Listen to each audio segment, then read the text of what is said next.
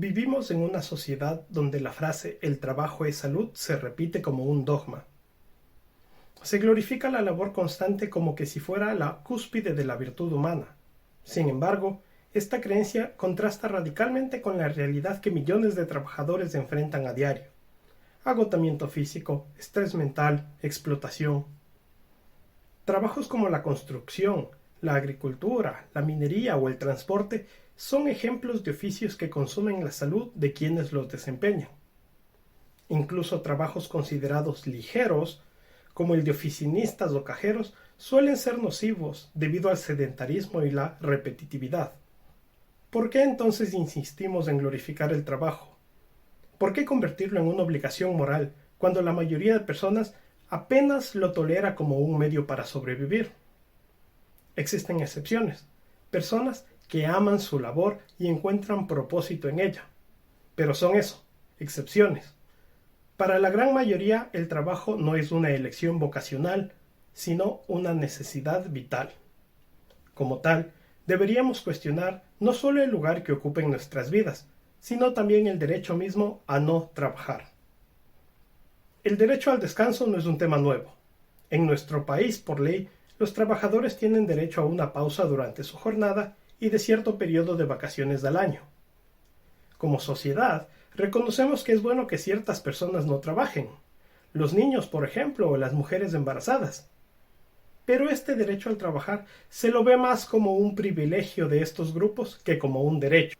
Pero el descanso, el ocio y la vagancia también deberían estar incluidos en este derecho al desempleo, ya que no se trata de pereza ni negligencia, sino de una condición esencial para el florecimiento humano.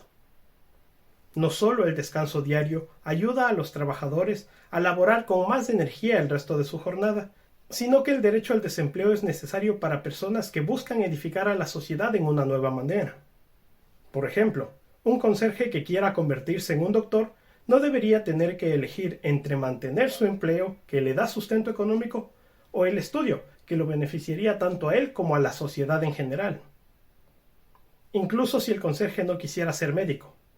Si quisiera, por ejemplo, aprender música, o carpintería, o practicar deporte, o hasta organizar una fiesta para sus amistades. Todas estas actividades contribuyen positivamente hacia la sociedad, por lo que deberían ser un derecho garantizado por la misma sociedad. En el mundo actual el desempleo no es un descanso, sino una catástrofe. Estar desempleado significa para la mayoría la ruina, el hambre, desalojo, marginación, migración. Lejos de ser una oportunidad para explotar otros intereses o recuperar energías, se convierte en una amenaza constante. La mayoría de personas teme perder su empleo, no porque no ame trabajar, sino porque tiene miedo a lo que viene después: el desempleo, la precariedad, la explotación, la indigencia. Y sin embargo, deberíamos replantear esta narrativa. Hay que preguntarnos, ¿por qué el desempleo es una tragedia? Pues, porque no hay redes de seguridad que lo acompañen, porque el descanso no está garantizado y porque el ocio no se valora como algo legítimo. El problema no es el desempleo en sí, sino cómo lo estructura el sistema. Si tuviéramos políticas públicas que garanticen el sustento básico, el acceso a la educación, a la salud, podríamos convertir los periodos sin empleo en momentos de crecimiento, reflexión y reinvención. Imaginemos juntos el ejemplo de Pepe. Pepe nació en un hogar de clase media alta. Sus padres manejaban juntos una fábrica de lápices.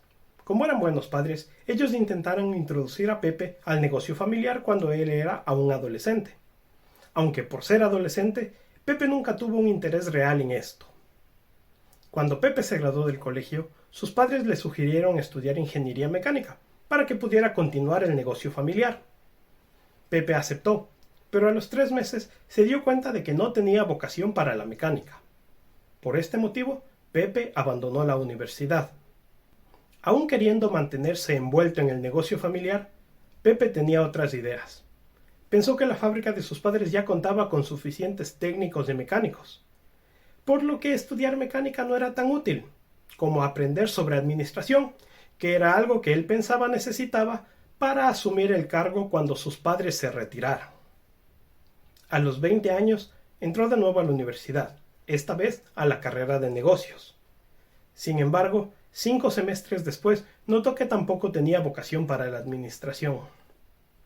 Aún así, Pepe quería estar involucrado y pensó en una nueva manera de contribuir al negocio. A los 25 años, Pepe empezó a estudiar marketing y publicidad.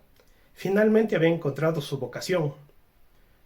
Se graduó de la universidad a los 30 años y empezó a trabajar en un pequeño estudio publicitario donde diseñaba también en su tiempo libre campañas publicitarias para el negocio de sus padres. Este es el final de la historia, en el que todos viven felices por siempre.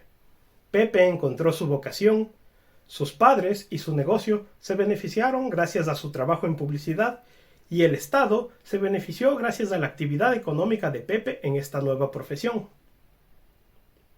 Pero Pepe logró esto solamente gracias a que sus padres lo apoyaron todo el tiempo.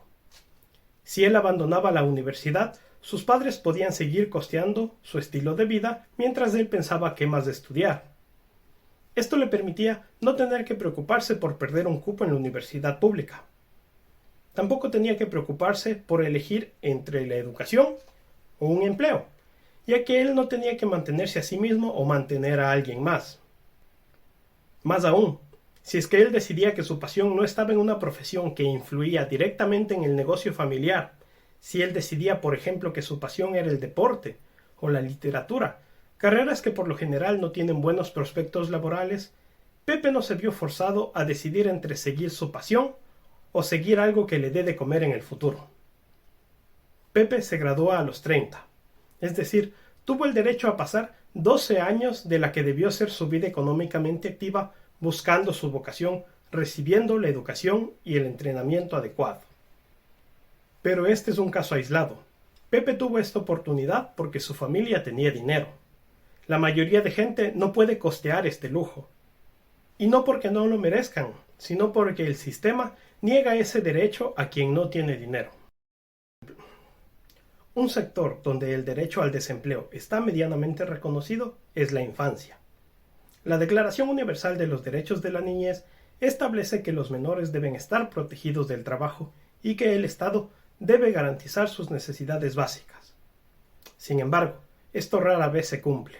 En nuestros países, América Latina, África, Asia, el trabajo infantil sigue siendo común.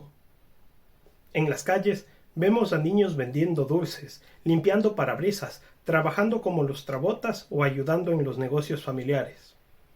Estas prácticas perpetúan el ciclo de pobreza y anulan la posibilidad de que los niños accedan a una vida digna.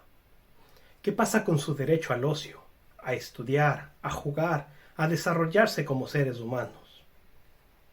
El objetivo de una sociedad moderna debería ser minimizar el trabajo necesario para que todos puedan desarrollarse plenamente. Y eso comienza con asegurar que ningún niño tenga que trabajar para sobrevivir. Pero la niñez no es la única que debería estar protegida del trabajo forzoso. Las mujeres que escaparon de situaciones de violencia doméstica, los adultos mayores sin pensión, las personas con discapacidad o enfermedades crónicas, todos también merecen el derecho al descanso. Y sin embargo, muchos se ven obligados a seguir trabajando por pura necesidad. Las mujeres que recién logran un divorcio, por ejemplo, a menudo carecen de recursos, de formación profesional o redes de apoyo. Sin políticas que les aseguren una renta básica y oportunidades de capacitación, muchas terminan en trabajos precarios y mal pagados. El derecho al descanso para ellas es una ilusión. Lo mismo ocurre con los ancianos. Aunque hayan trabajado toda su vida, muchos no pueden jubilarse.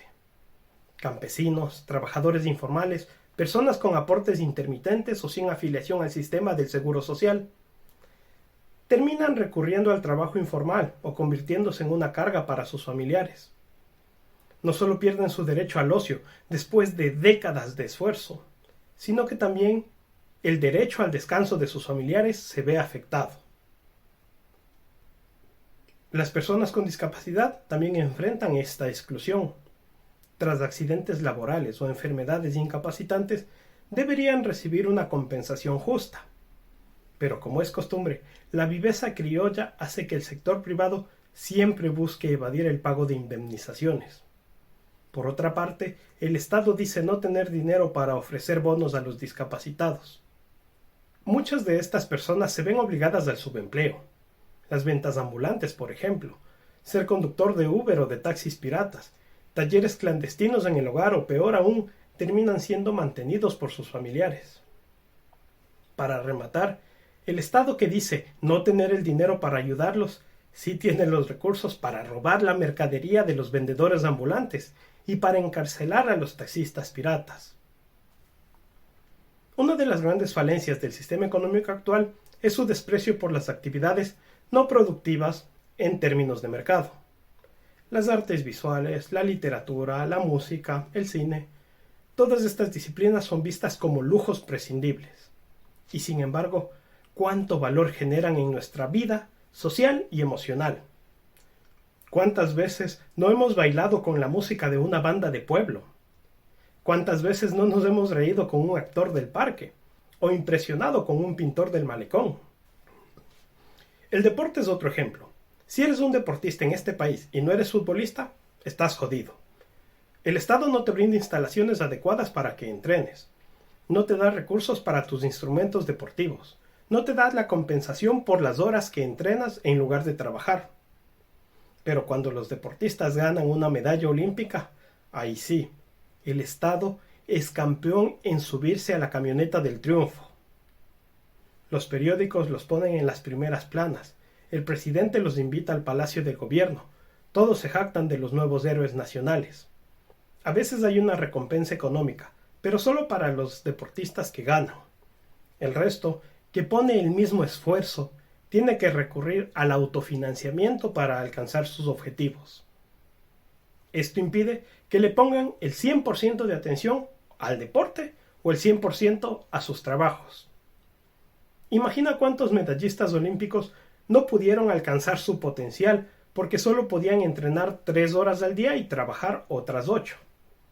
El Estado no invierte seriamente en estas áreas, pero las usa como propaganda cuando le conviene. Lo mismo sucede con las artes. Aquellos artistas que dedican su vida a la cultura nacional muchas veces viven en la pobreza. Solo reciben compensación cuando sus obras ya son reconocidas internacionalmente. Este doble discurso debe terminar. El arte, el deporte y la cultura no son hobbies, son expresiones humanas fundamentales. El desarrollo de nuevas tecnologías como la inteligencia artificial debería ser una oportunidad para reducir la carga laboral de los seres humanos. Lo que debería parecer obvio, que si las máquinas trabajan por nosotros, nosotros deberíamos trabajar menos, en realidad no lo es. Está ocurriendo todo lo contrario. En lugar de liberar al trabajador, la tecnología está siendo usada para aumentar su explotación. Las empresas exigen más productividad, más resultados, más horas, pero los sueldos no suben de acuerdo a las nuevas ganancias de las empresas. Peor aún, este aumento en la productividad motiva a empleadores a reducir su personal en busca de márgenes de ganancias aún mayores. Y en sectores como la escritura, la programación o el diseño, la inteligencia artificial está reemplazando completamente a los trabajadores, aun cuando la calidad de los productos baja drásticamente. Esto no es progreso, es una perversión de lo que la tecnología debería ser. El tiempo liberado por la automatización debería convertirse en tiempo de descanso, no en desempleo forzado ni miseria. Si tomamos en serio el derecho al descanso, al desempleo, al ocio, necesitamos políticas públicas concretas. Algunas propuestas viables son: la renta básica universal, especialmente durante los años de formación académica y vocacional; la educación superior gratuita y sin límites de edad; y la expansión de beneficios del seguro social. Estas medidas no son fantasías imposibles, son derechos humanos que nos merecemos. No hablo de mendigar al gobierno. El seguro social se financia con nuestros aportes y la educación pública se financia con nuestros impuestos. Esto no se trata de caridad, sino de exigir los servicios por los que ya pagamos. Y esto solo puede conseguirse si dejamos de pelear entre nosotros y le exigimos a los gobernantes en turno, independientemente de partidos e ideologías. Reivindicar el derecho al desempleo y al ocio no debería ser una bandera exclusiva de izquierda ni de derecha. Debería ser una causa común que nos una como humanidad. Así como sentimos compasión por los niños trabajadores o por los viejitos abandonados, también deberíamos sentir empatía por todos los que sufren bajo el peso de un sistema que glorifique el trabajo sin sentido. Si el trabajo es salud, como nos han hecho creer, entonces el descanso, el ocio, el desempleo digno también son salud. Y reivindicar este derecho no es pereza, es justicia.